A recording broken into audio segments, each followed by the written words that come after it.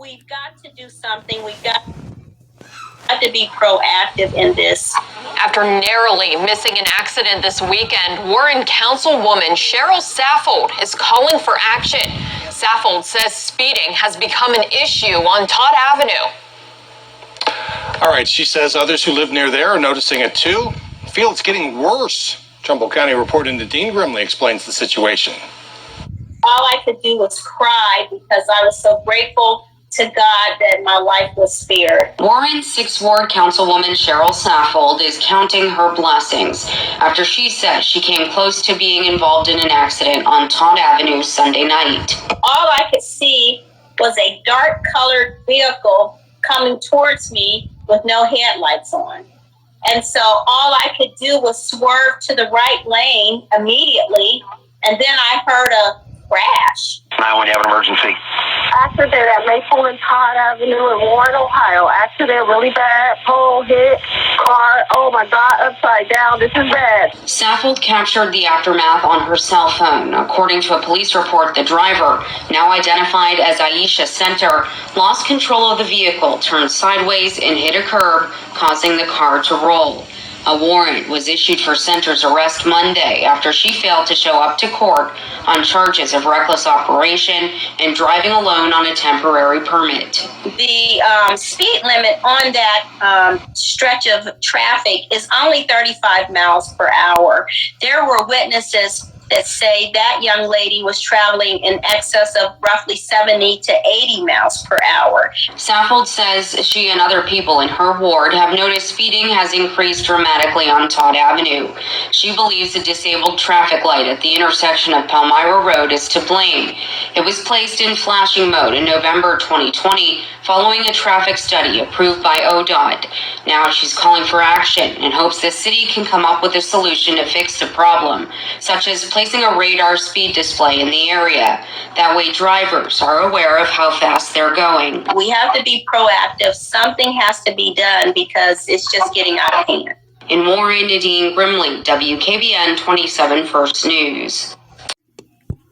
So as anybody would say, what had happened was, my son, I had stopped, I don't know what I stopped for. We went to the gas station. I don't know if I went to go get some gas or I went to go get a pack of cigarettes. I got one of the two. But I get home, I wind up driving back home, and I look in my rearview mirror, and I noticed my son was in the back seat. At this time, my son doesn't get out of the car. He doesn't normally get out of the car. So this was my car that flipped. I believe it was 2 years ago.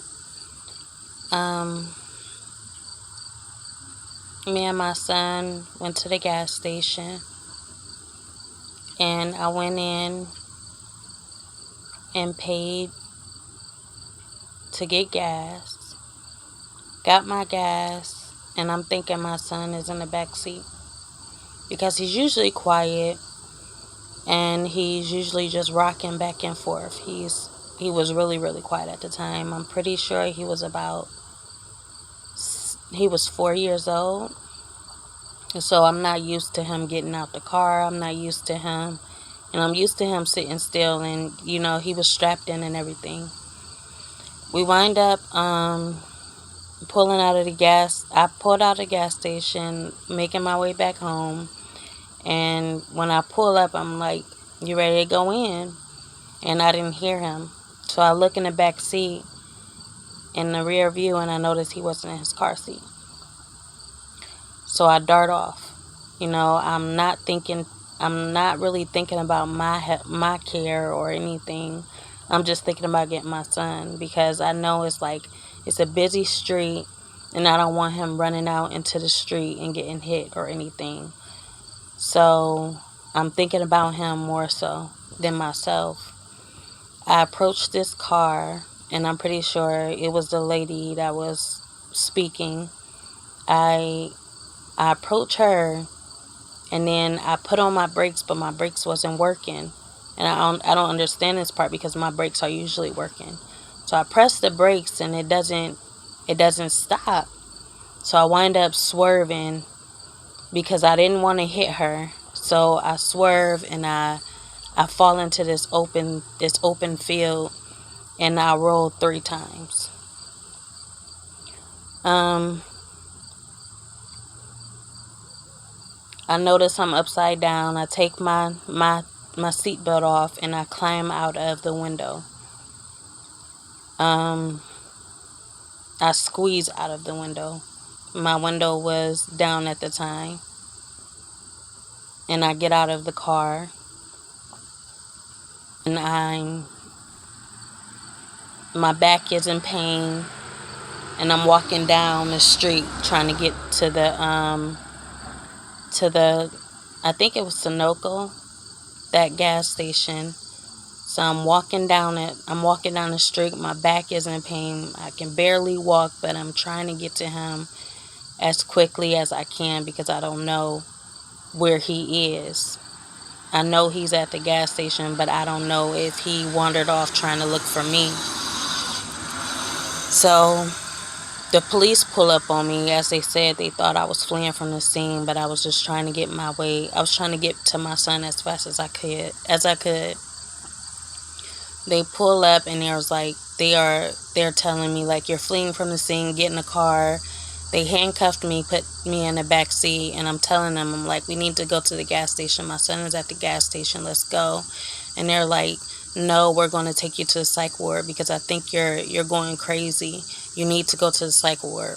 And I'm telling them and I'm pressing them, take me to the gas station. Take me to the gas station. So we wind up, I'm like, okay, well, I don't believe you have a son, this and that. So we pull into the gas station because they thought I was making it all up, trying to cover my tracks or anything, I guess.